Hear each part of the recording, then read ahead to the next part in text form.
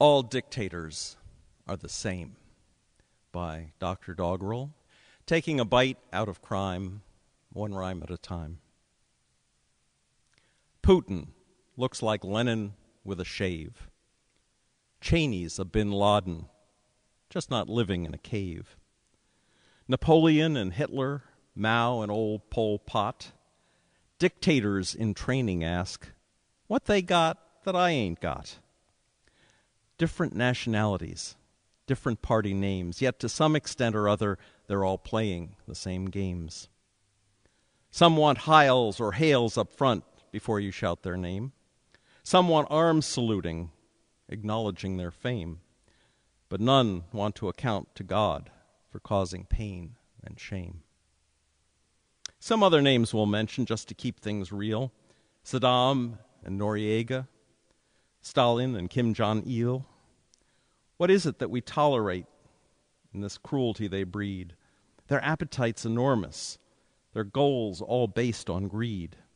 Like aliens chewing through our chests, we have become their feed. Commies and Republicans, fascists and Nazis too, where'er the power-hungry win, democracy is through. Fairness doesn't stand a chance in our despotic world.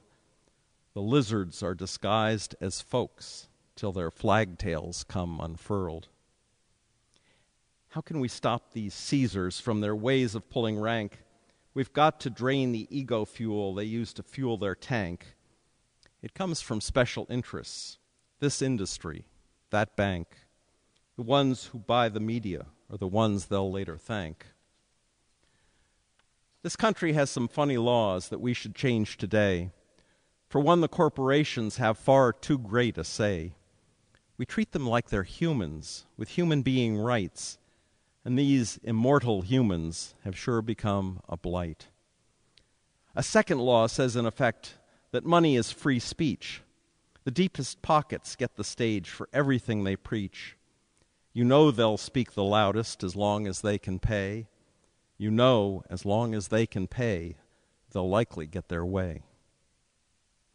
In olden-style dictatorships, the military held the strings that pulled the leaders up and kept their coffers swelled. Military plus industrial plus media's now the brew that fuels the politicians and everything they do.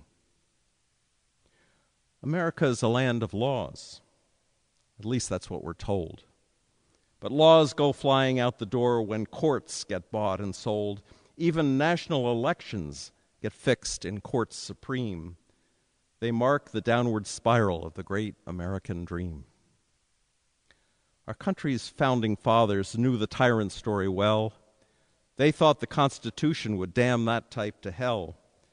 But presidents now rewrite the laws to wiretap and torture. It suits their moods and attitudes. Their hell should be a scorcher.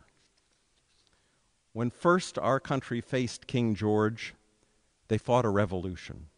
They first petitioned, then cajoled, but without resolution. 'Twas not until the shot was fired, heard around the world, they saw that we were serious. We'd fight for all we're worth. But this King George is different. He comes from our own land. He stands as more a traitor than a foreign tyrant grand. He's a traitor to our system, based on laws and constitution, the genius of democracy, which he's constantly refuting. So unless he seizes power now, like Putin has in Russia, where Putin's defying Russia's plan to limit terms of governors, there are some who will think we'll hit the brink of Middle Eastern war just in time for Bush to push to dictate 4 years more. Our last best chance for worldwide peace is to sweep the White House clean. The last best chance for World War III is to keep the same regime. The choice is in our votes and voices. Let me hear you scream.